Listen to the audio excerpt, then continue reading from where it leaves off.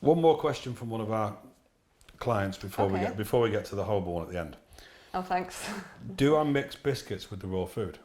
No. I know some people do, but because basically if you're feeding, when you feed like, let's say for example, kibble or even a wet food, because it's cooked and it's really cooked, the stomach acid doesn't need to be around.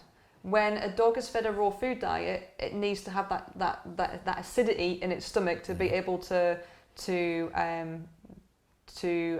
digest the food and to obviously absorb the food and to work with food that's very, very bioavailable for that dog. That won't happen with the cooked food. And also what will happen, so as humans, digestion for humans starts to take place in the mouth because we chew our food. Dogs are actually designed because of how their muzzle's designed, how their digestive system is designed, how their teeth, as you can see the difference in their teeth compared to ours. Everything tells me about a canine, tells me about a dog.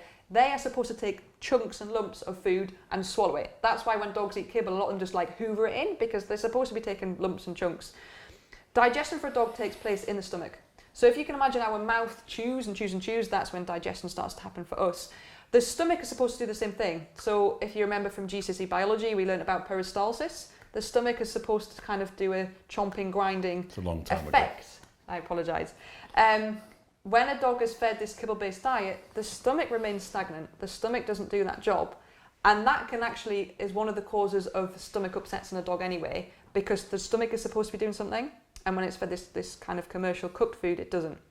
But when a dog is fed this raw food diet, peristalsis starts to happen, the acidity comes, the stomach comes alive, and now it's doing something, it's functioning, and animals feels great for that.